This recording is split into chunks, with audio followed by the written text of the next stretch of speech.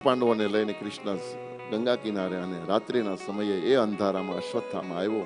એ 5 પાંડવો સૂતા છે એમ સમજીને 5 મસ્તક કાપ્યા, પોટલું વાળી અને પાંડવો મરી ગયા એમ સમજી દોડતો ગયો દુર્યોધન પાસે અને ખોળામાં પોટલું ફેંકીને કીધું, લે દુર્યોધન, આ તારા 5 પાંડવના મસ્તક.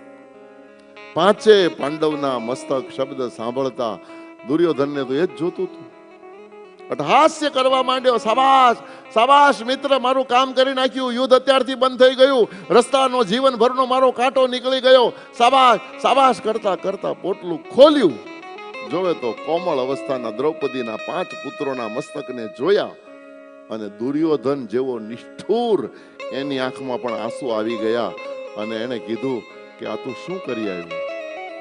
એ અશ્વત્થામા, તે આ ઘોર પાપ કર્યું છે, કોમળ અવસ્થાના દ્રૌપદીના પુત્રોને મારી આવ્યો છો. આ પાંડવ નથી, આ તે ઘોર કર્મ કર્યું છે, આનાથી તારી ને મારી નિંદા થશે, કોઈ શાબાશી નહીં આપે. એ વખતે અશ્વત્થામાને ત્યારે ખબર પડી, થઈ ગયું, હવે શું થાય? કાંઈ ના થાય.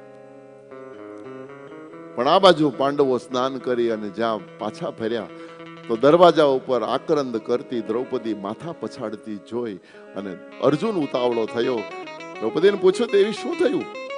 કેમ આટલું બધું રડે છે? શું થયું તને?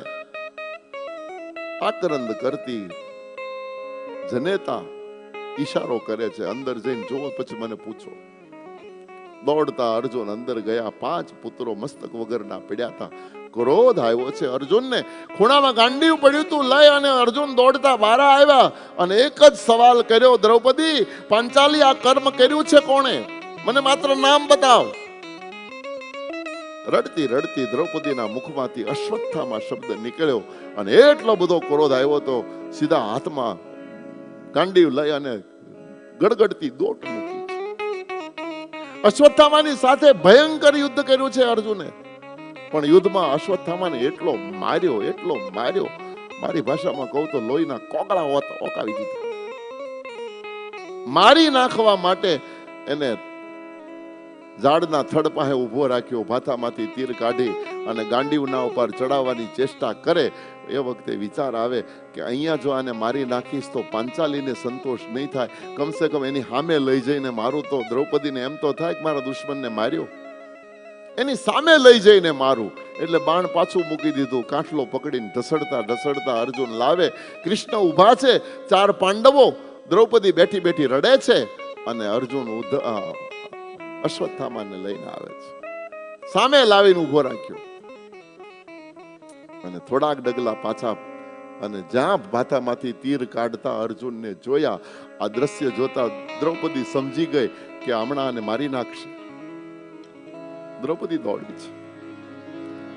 મુચ્યતામ યેષામ નિતરામ બ્રાહ્મણો ગુરુ. સ્વામિનાથ, મહેરબાની કરીને એને મારશો નહીં, અને મારશો નહીં. આ બ્રાહ્મણ છે મહારાજ, અને બ્રાહ્મણ તો સંસારનો ગુરુ છે. બ્રાહ્મણો નિતરામ ગુરુ. અને મારવાથી પ્રભુ તમારું ક્યારેય કલ્યાણ નહીં થાય. અને દોડીને રીસરની અશ્વત્થામાની આડી આવીને ઊભી રહી ગઈ. ક્યાંક બાણ છૂટ્યું તો રક્ષણ આપી દીધું. અને રક્ષણ આપતી જ્યારે દ્રૌપદીને જોઈ ત્યારે અશ્વત્થામાના આંખમાંથી આંસુ વહી ગયા કે જે જનેતાના 5 કોમળ પુત્રોને મેં મારી નાખ્યા, એની જનેતા મને રક્ષા આપવા માટે આવી.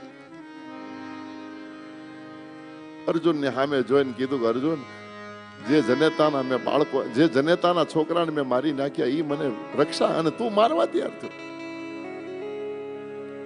પણ કાકલુદી કરતી દ્રૌપદી જે શબ્દો બોલી છે, સ્વામિનાથ, સંબંધમાં તમારે આ શું થાય છે? બોલે ગુરુપુત્ર. ગુરુપુત્ર એટલે શાસ્ત્રમાં ભાઈ, ગુરુબંધુ.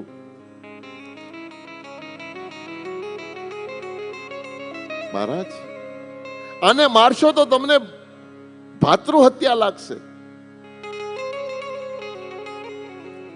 આને બીજો કોઈ ભાઈ છે? બોલે નહીં. દ્રોણને બીજો એક જ દીકરો હતો, અશ્વત્થામા. દ્રોણ તમારા ગુરુ જીવે? બોલે ના, ગઈકાલે મેં જ માર્યા છે રણમાં. દ્રોણનો વધ થઈ ગયો. અને માં જીવે? બોલે હા.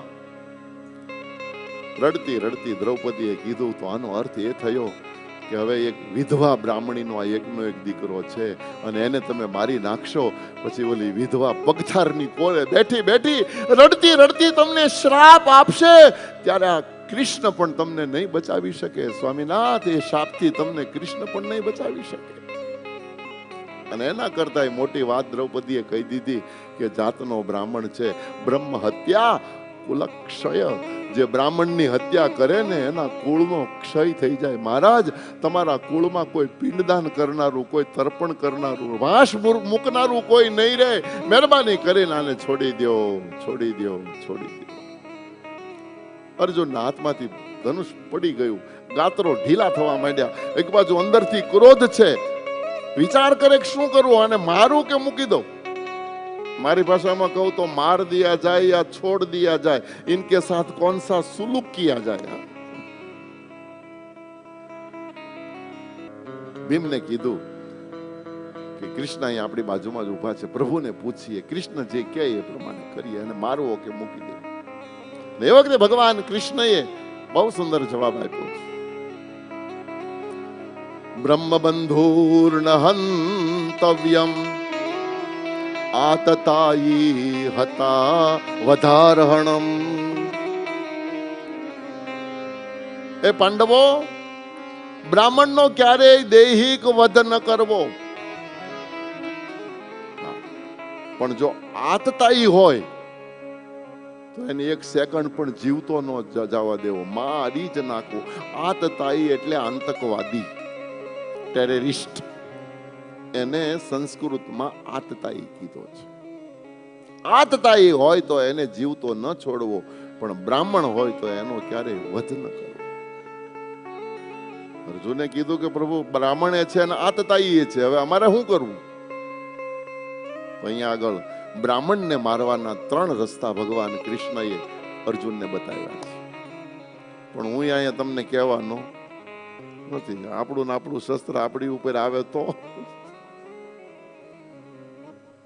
ભગવાન કૃષ્ણ બોલે છે, વપનમ દ્રવિણા અદાનમ અને સ્થાનમ નિર્ય. આ 3 રસ્તા.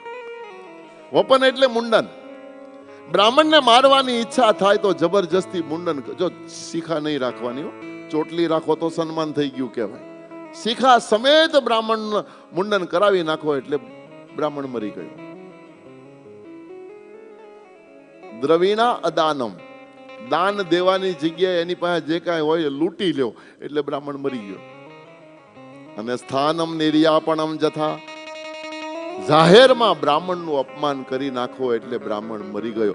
બ્રાહ્મણનું અપમાન એ જ બ્રહ્મ હત્યા છે. બ્રાહ્મણનું ક્યારે અપમાન ન કરવું. બ્રાહ્મણને અપાય તો આપવું, પણ બ્રાહ્મણનું ક્યારેય લૂંટવું નહીં. બ્રાહ્મણનું ક્યારે એ ન કે એને પ્રકારને ખાવું નહીં. દોષ છે, બ્રહ્મ હત્યા લાગે છે. 3 રસ્તા ભગવાનના મોઢેથી નીકળ્યા અને 3 રસ્તા. અર્જુન એટલો બધો ક્રોધમાં હતો, 3 રસ્તાનો ઇસ્તેમાલ કરી નાખ્યો. અશ્વત્થામાના ભાલમાં જન્મસિદ્ધ મણિ હતો. પહેલા તો એ મણિ લૂંટ્યો, સંપત્તિ લૂંટાણી, બ્રહ્મતેજ લૂંટાણું, સાથે વાળ પણ ખેંચાણા. થોડા ઘણા બચ્યા હતા એ ખેંચી લીધા, મુંડન કરી નાખ્યું. અને બધાની વચ્ચે લાત મારીને કાઢી મૂક્યો કે જાતનો બ્રાહ્મણ છો એટલે જીવતો જવા દઉં છું, જા, નીકળી જા, મોઢું નહીં બતાવતો. અપમાનિત થયેલો અશ્વત્થામા ત્યાંથી નીકળી તો ગયો, પણ જાતા જાતા મનમાં બોલતો ગયો કે પાંડવો, તમે બહુ મોટી ભૂલ કરી ગયા. મને મારી નાખ્યો હોત તો કોઈ વાંધો નહોતો, પણ તમે જીવતા સાપને છોડ્યો છે. હું તમને સુખ નહીં લેવા દઉં. પણ પાછો વિચાર આવ્યો કે હવે પાંડવો તો પીળું પાન છે, ઝાડ ઉપર પાન પીળું થાય પછી ગમે ત્યારે ખરે, પણ એના વંશમાં હું કોઈને જીવિત નહીં રહેવા દઉં. દ્રૌપદીના 5 તો મારી નાખ્યા છે. પાંડવો જાય પછીનું આ ભારત વર્ષનું નિષ્કટંક રાજ્ય હું એકલો ભોગવીશ, આવો મનસુબો મનમાં લીધો છે. વેરને લઈ અને મનમાં મનસુબો લઈને અશ્વત્થામા ગયો છે. પણ ત્યાં એને થોડા સમયમાં સમાચાર મળ્યા કે ઉત્તરાના ઉદરમાં ગર્ભ છે. ઉત્તરા એટલે અભિમન્યુની પત્ની. 7 કોઠા યુદ્ધમાં અભિમન્યુ વીરગતિને પામી ગયા હતા અને એ વખતે ઉત્તરા ગર્ભવતી હતી. અને આને સમાચાર મળ્યા કે અભિમન્યુ તો મરી ગયો, પણ આ બાળક જન્મે તો એ રાજા બને, એને ગર્ભમાં જ ખતમ કરી નાખવું, જન્મ્યા પછી મારવામાં મુશ્કેલ. બ્રહ્માસ્ત્રનું આવાહન કર્યું અને ઉત્તરાના ઉદરમાં બ્રહ્માસ્ત્ર ફેંક્યું છે.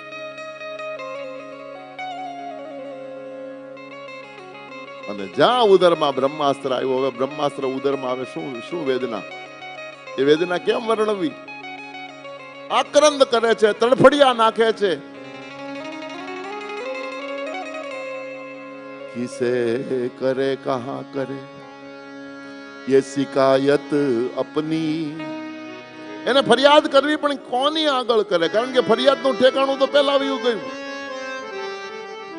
मुकद्दर में लिखा हो परदेश फिर वतन को क्या याद करना, जहां कोई न हो अपना वहां क्या फरियाद करना.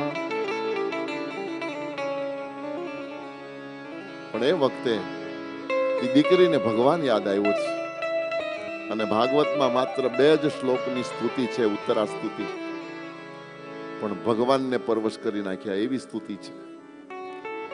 ભગવાને પોતાના ક્રમને તોડી નાખવો પડ્યો. અત્યાર સુધીનો ઇતિહાસ પ્રભુ માના ઉદરમાં ક્યારેય જતા નથી. અવતાર લે છે પણ પ્રગટે છે. માના ઉદરથી જન્મ ના લે, માના ઉદરમાં પ્રભુ ન જાય.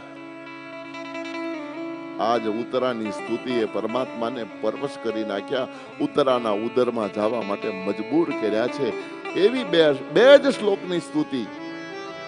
હે જગતના નાથ, મારા ઉદરમાં રહેલા બાળકનું મારું બંનેનું મોત ન થાય. કદાચ મારી આયુષ્ય પૂરી થઈ ગઈ હોય તો બાળકને જન્મ આપું, ત્યાં સુધી મને જીવતી રાખ. અને મારા બાળકની આયુષ્ય પૂરી થઈ ગઈ હોય તો મારી બધી આયુષ મારા બાળકને દઈ દે. અબ જીગે ક્યાં કરે જબ દિલ હી તૂટ ગયા. હવે જીવવાનું મને કોઈ જીજીવિષા પણ નથી. બાળકને જન્મ આપું ત્યાં સુધી જીવવા માંગુ છું. અને બાળકની આયુષ્ય પૂરી થઈ ગઈ હોય તો મારી બધી આયુષ મારા બાળકને દઈ દો.